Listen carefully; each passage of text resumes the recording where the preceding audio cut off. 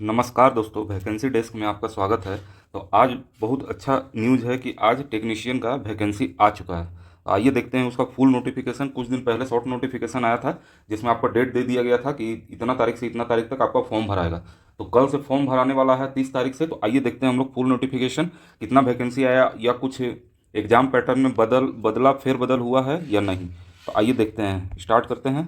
तो देखिए, CN02/2026 जो recruitment of grade 1 technician grade 1 signal और टेक्नीशियन ग्रेड 3 का वैकेंसी है। तो देखिए जिसमें टेक्नीशियन ग्रेड 1 लेवल 5 का है 29,200, मेडिकल स्टैंडर्ड है B1, ये 18 से 33 ईयर तक है। इसमें टोटल 323 सीट है। 18 से 33 ईयर के बीच वाले को फॉर्म भरना अलाउड है। और फिर ST और SC और OBC का जो भी क्राइटेरिया है, जितना आपको कंसेशन मिलता है डेट का या ईयर का, वो देख के वैसा ही होगा। और नेक्स्ट है ग्रेड 3 जो लेवल 2 है, 19,900 है। और इसमें अलग अलग डिपार्टमेंट वाइज होता है, तो उसका अलग अलग मेडिकल स्टैंडर्ड है, जिसमें आपका शायद A2 है, B2 है और C1 शायद। अभी देखते हैं नीचे क्या क्या है। हाँ, जिसका एज लिमिट है 18 से 30 ईयर। और इसमें वैकेंसी है 6,234 और टोटल वैकेंसी आपका होता है 6,557। तो देखिए, इसमें कुछ कुछ इंपॉर्टेंट अभी पॉइंट डिस्कस करेंगे, उसके बाद कैटेगरीज वाइज बना देंगे, जैसे एज लिमिट, OBC का कितना कितना ईयर आपको मिला है छूट, वो सब बना देंगे। तो अभी मोटा मोटा पॉइंट क्या क्या आया है, क्या इंपॉर्टेंट है, क्या बदला है, या सब वही है, वही देखेंगे। हाँ, तो देखिए, एम्प्लॉयमेंट न्यूज़ है 23/5/2026 का। ऑनलाइन फॉर्म स्टार्ट होगा 30/6/2026 से और क्लोजिंग डेट है 29/7/2026। और देखिए, last date for application fee payment करने का लास्ट डेट है 31/7/2026। और देखिए, डेट ऑफ मॉडिफिकेशन विंडो, जो करेक्शन करने के लिए मॉडिफिकेशन विंडो खुलेगा, वो है 1/8 से 10/8 के बीच में। उसमें इसमें लिखा गया है कि choose an RRB can not be modified. हाँ, ये ध्यान रखिएगा, जो भी RRB आप एक बार चूज कर लिए वही रहेगा। ऐसा ना कि आप मॉडिफिकेशन का डेट खुला तो उसमें भी RRB का आप जोन चेंज करेंगे, वो नहीं रहेगा। तो उसके बारे में ध्यान दीजिएगा। और शायद इसमें मॉडिफिकेशन करने में शायद 250 लगता है, जहाँ तक पता है। रुकिए, उसको भी नीचे अभी देख लेंगे। अब date during which eligible scribe, जो स्क्राइब वाला पोर्टल खुलेगा वो 11/8 से 15/8 के बीच में खुलेगा, आप उसमें देख लीजिएगा। तो देखिए, इसमें मेन पॉइंट देखेंगे। जैसे देखिए यहाँ, application who submit more than one application for same level again CN shall be disqualified and debarred for the all future RRB and railway recruitment RRC। इसमें बोला है कि अगर जैसे टेक्नीशियन ग्रेड 1 का फॉर्म भर रहे हैं तो आप एक ही जोन से भरिएगा। ऐसा नहीं कि टेक्नीशियन ग्रेड 1 का फॉर्म आप 2-3 जोन से भर दिए। अगर ऐसा पता चला तो आपको RRB से डिवाइड कर दिया जाएगा। अभी कुछ दिन पहले एक न्यूज आया था जिसमें एक बच्चा था, उसको शायद 5 साल या 4 साल के लिए डिवाइड किया गया, तो मतलब उसका फ्यूचर लगभग खत्म ही हो गया। तो उसी तरह आप इस सब का ध्यान रखिएगा। और देखिए यहाँ, crucial date for claim for ST SC OBC EBC status of any benefit या fee concession reservation age relaxation where not specified will be closing date submission of online. यानी जो भी क्लोजिंग डेट है ना, उसके पहले का होना चाहिए, उसके बाद का नहीं होना चाहिए। इसमें ये बोला गया है। हाँ, अब मेडिकल फिटनेस जो भी दिया है वो मेडिकल फिटनेस रहना चाहिए। ऐसा ना कि आप फॉर्म भर दिए, मेडिकल फिटनेस आपका दूसरा है तो आपको दूसरा पोस्ट दे दिया जाएगा, ऐसा कुछ नहीं है। जो आप रखे हैं वही मेडिकल फिटनेस, अदरवाइज आपको बाहर कर दिया जाएगा। तो यही सब कुछ कुछ पॉइंट है, तो उसको आपको ध्यान रखना है।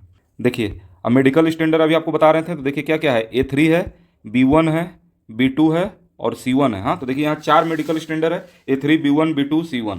तो देखिए, इसमें आप देख लीजिएगा इसमें क्या क्या मांगा है, तो एक बार आप ध्यान से देख लीजिएगा। इसमें थोड़ा सा एक पॉइंट है कि देखिए, candidate who have undergoes lasik surgery और any other surgery procedure to correct refractory error are not eligible for the post of A3। यानी A3 जो मेडिकल स्टैंडर्ड है ना, उसमें लेजिक सर्जरी या कोई भी सर्जरी आप किए हुए हैं तो वो एलिजिबल नहीं है। इसको आपको ध्यान देना है। अब फिर देखते हैं, देखिए टेक्नीशियन ग्रेड 3 का एज है 18 to 33, यानी 18 से 33 ईयर। और ग्रेड 3 का है 18 से 30, ग्रेड 1 का 18 से 33 और ग्रेड 3 का है 18 से 30। इसमें OBC ST SC और जो भी कैटेगरी के आते हैं उन सबको एज रिलैक्सेशन मिलता है। तो देखिए, ST SC को 5 ईयर का मिलेगा, OBC को 3 ईयर का मिलेगा, और एक सर्विस में UR EWS को 3 ईयर, एक सर्विस में OBC NCL को 6 ईयर, एक सर्विस में ST SC को 8 ईयर। अब देखिए, PWD UR EWS है तो 10 ईयर, OBC NCL है तो 13 ईयर और ST SC को 15 ईयर। तो उसी तरह देख लीजिएगा, और सब है। और सेम सेम पैटर्न है ग्रेड 3 में भी, ऐसा नहीं कि उसमें अलग है, सेम ही है। अब देखिए, जैसे देखिए UR और EWS, तो जो 2/7/1993 के पहले हैं वो एलिजिबल नहीं है, जो बाद हैं वो एलिजिबल है। हाँ, उसी तरह OBC NCL जो 2/7/1990 और ST SC जो 2/7/1988 के हैं। और ऑल कैंडिडेट 1/7/2008, यानी 1/7/2008 से जो पहले हैं वो एलिजिबल है। अगर 2009 आपका बर्थ है तो आप नॉट एलिजिबल हैं।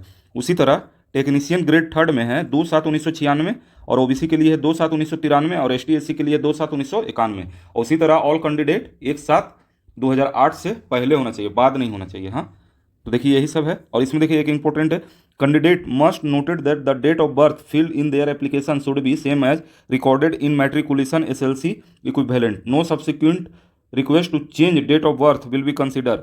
Any difference the date of birth आप डिस्क्वालीफाई हो जाइएगा।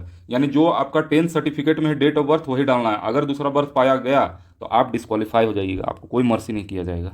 ये सब ध्यान दे के फॉर्म भरना है, इसीलिए आपको बता रहे हैं। बहुत ऐसा आप वीडियो देखिएगा बहुत सारे चैनल में तो इतना नहीं बताते हैं, और ये सब बहुत माइनर चीज़ है जिससे आपका डिस्क्वालीफाई हो सकता है। अगर आप चाहिएगा कि पहली बार में 10th सर्टिफिकेट से थोड़ा सा इधर उधर डिफर दे दिए और फिर चाहिएगा कि चेंज करने का मौका है और चेंज करें, तो वो भी नहीं होगा, आप सीधे डिस्क्वालीफाई मान लीजिएगा।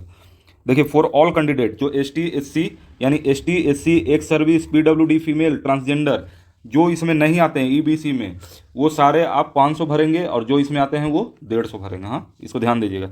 इसमें बोला है only candidate who attend CBT will get refund their examination fee, यानी वही एग्जामिनेशन फी ले सकता है जो एग्जाम अटेंड करेगा, वरना नहीं लेगा। हाँ, तो ये सब दिया हुआ है, ऐसे नहीं सोचिएगा कि मेरा पैसा नहीं आया।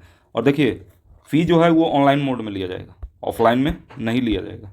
ओबीसी के लिए the OBC candidate coming in creamy layer are not entitled to OBC reservation. अगर आप क्रीमी लेयर में हैं तो आप ओबीसी रिजर्वेशन नहीं ले सकते हैं, आप जनरल में आ गए। ओबीसी रिजर्वेशन लेने के लिए आपको नॉन क्रीमी लेयर होना पड़ेगा। हाँ, तो देखिए the OBC candidate claiming reservation under the OBC category must produce the OBC non creamy layer certificate in the prescribed format जो दिया हुआ है, इशू ऑन देखिए आफ्टर 1 अप्रैल 2026, यानी 1 अप्रैल 2026 के बाद का होना चाहिए, और जब फॉर्म का लास्ट डेट है उससे पहले का, उसके बीच का होना चाहिए, ध्यान दीजिएगा। और ओबीसी के बारे में एक अलग से वीडियो भी बना देंगे, तो आप देख लीजिएगा। इतना बड़ा नोटिफिकेशन है कि सारा एक में डिस्क्राइब करना पॉसिबल नहीं है, तो इसीलिए सबका कैटेगरी में बना देंगे, तो आप देख लीजिएगा। अभी जो मोटा मोटा पॉइंट है उस सबको डिस्क्राइब कर देते हैं। हाँ, रिक्रूटमेंट प्रोसेस, तो रिक्रूटमेंट प्रोसेस इसमें क्या है, सीबीटी होगा, उसके बाद डीवी होगा और मेडिकल एग्जामिनेशन होगा। इसमें सीबीटी 2 ये सब नहीं होता है, इसमें सीबीटी होगा, डीवी होगा, उसके बाद मेडिकल एग्जामिनेशन होगा। देखिए तो सीबीटी में पैटर्न क्या है, जैसे देखिए हम लोग किसका देख रहे हैं, हम लोग देख रहे हैं ग्रेड 1 का। तो ग्रेड 1 का पैटर्न क्या है, टोटल 90 मिनट का होगा, 100 क्वेश्चन होगा और 1/3 निगेटिव मार्किंग होगा, और normalization of mark will be done. अगर मल्टीपल शिफ्ट में होगा तो नॉर्मलाइजेशन भी होगा। The marks scored in CBT shall be used to short listing of candidate further stages of this recruitment process. तो देखिए इसका सिलेबस क्या है, जनरल अवेयरनेस यानी जीके भी है, और रीजनिंग भी है, और बेसिक कंप्यूटर एंड एप्लीकेशन है, और मैथ भी है, और बेसिक साइंस एंड इंजीनियरिंग भी है, यानी इतना है। हाँ, तो आप ध्यान दीजिएगा, इसमें बांटा गया है। अगर इसमें बांटा गया है तो इतना ही आएगा, लेकिन इसमें यह भी लिख दिया है, it may no be noted that the topic listed above and illustrative and not necessary exhaustive. यानी इसका बोलने का मतलब है कि जरूरी नहीं है कि हम 15 लिख दिए रीजनिंग में तो 15 ही देंगे, हो सके वो 14 भी दे सकते हैं या 13 भी दे सकते हैं या कुछ भी कर सकते हैं, लेकिन इतना बोले हैं कि 10 क्वेश्चन जीके का रहेगा, 15 रहेगा रीजनिंग का, 20 रहेगा कंप्यूटर एंड एप्लीकेशन का, 20 रहेगा मैथमेटिक्स का, 20 रहेगा साइंस एंड इंजीनियरिंग का। टोटल 100 क्वेश्चन रहेगा, और मार्क्स सेक्शन भी पर क्वेश्चन 1 नंबर है, तो वही है। हाँ, उसी तरह देखते हैं ग्रेड थर्ड का। तो ग्रेड थर्ड का क्या है, ये भी 90 मिनट का होगा और टोटल 100 क्वेश्चन होगा, और ईच एक गलत पर 1/3 कटेगा, सेम ही है लगभग। इसका सिलेबस देखते हैं, इसमें देखिए है मैथमेटिक्स, जनरल अवेयरनेस यानी reasoning, sorry general intelligence and reasoning, general science and general awareness. तो देखिए जनरल अवेयरनेस 10 नंबर का है, जनरल साइंस 40 नंबर का है, रीजनिंग 25 का है, मैथ 25 का है, और मार्क्स भी उसी तरह है, टोटल 100 मार्क्स का है। ये सबको ध्यान दीजिएगा, मतलब एक तरह से बोल लीजिए कि चेंज कुछ भी नहीं हुआ है, वही सिलेबस है। ऐसा लग रहा था कि 10 नंबर हटा दिया जाएगा जीके का, लेकिन वही है। तो देखिए इसमें सिग्नेचर का थोड़ा सा देख लेते हैं। इसमें बोला है candidate signature are required to upload scan copy of their signature as per the specification below. इसमें बोला है कि candidate signature must be written candidate only, जो कैंडिडेट है वही लिखेंगे, और ब्लैक इंक पेन का यूज करेंगे। हाँ, ब्लैक इंक। और देखिए इसमें क्या बोला, नोट इन ब्लॉक कैपिटल और disjoint letter, the signature should be clear, legible and entirely visible with the scan area. जैसे आप सिग्नेचर करते हैं तो कैपिटल लेटर में नहीं होना चाहिए, ये नहीं अलाउ है, और डिसजॉइन यानी देख रहे हैं इस तरह का भी नहीं होना चाहिए, होना चाहिए डायरेक्ट ऐसा, मतलब इस तरह का साइन होना चाहिए। तो इस सबको आप ध्यान दीजिएगा। आप जब भी फॉर्म भरिएगा ना तो उसमें बहुत सारा साइन दिया हुआ रहेगा, देखा लिखा हुआ रहेगा कि देखिए ये गलत है, मतलब इस तरह का कीजिएगा तो रिजेक्ट हो जाएगा, तो उसको ध्यान दीजिएगा, साइन के लिए ध्यान दीजिएगा। क्योंकि पिछले बार बहुत सारे जेई एग्जाम में और एएलपी में बहुत ऐसा सेंटर था जहाँ से सबको बाहर कर दिया गया था सिर्फ साइन की वजह से। बोला था कि आपको साइन डिसजॉइंट है, किसी का कैपिटल लेटर में है और किसी का अलग अलग था, उस वजह से भगा दिया गया था। तो इस सब का ध्यान रखिएगा फॉर्म भरने समय। The signature on the application must watch with the signature capture. देखिए इसको इसलिए पॉइंट को लिए है ना कि जो सिग्नेचर आप एग्जाम में कीजिएगा, डीबी में कीजिएगा, मेडिकल में कीजिएगा, अपॉइंटमेंट में, सब जगह सेम होना चाहिए, वही आपको बोल रहा है, तो इसको आप ध्यान दीजिएगा। पोस्ट पैरामीटर, अब देखिए टेक्नीशियन ग्रेड 1 सिग्नल है, हाँ, तो उसका देखिए क्या क्या एलिजिबिलिटी है। Bachelor of science physics electronics computer science information technology instrumentation recognise university, और उसके बाद बीएससी लिखा है combination of basic stream of physics electronics computer science technology जो भी है। और देखिए 3 ईयर डिप्लोमा वाला भी एलिजिबल है, अगर आपका कॉम्बिनेशन इसमें है तो 3 ईयर डिग्री इन इंजीनियरिंग है तो भी आप एलिजिबल है, बस इसका कॉम्बिनेशन रहना चाहिए। उसी तरह देखिए सारा पोस्ट है और उसका एलिजिबल क्राइटेरिया है, तो वो सब आप देख लीजिएगा, इतना बताना अभी पॉसिबल नहीं है, तो बढ़िया से ये सबको पढ़ लीजिएगा, ये सब ध्यान देने वाला चीज़ है, ऐसा नहीं कि ये सबको इग्नोर करते जाइए तो हो जाएगा, दिक्कत हो सकता है, तो ये सब ध्यान दीजिएगा।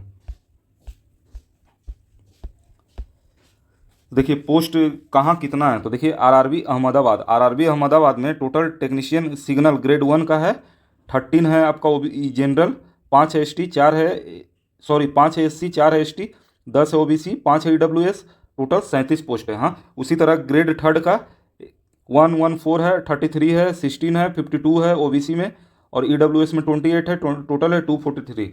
इसको टोटल ऐड करेंगे तो टोटल 280 सीट है। हाँ, उसी तरह सब जगह का आप देख लीजिएगा।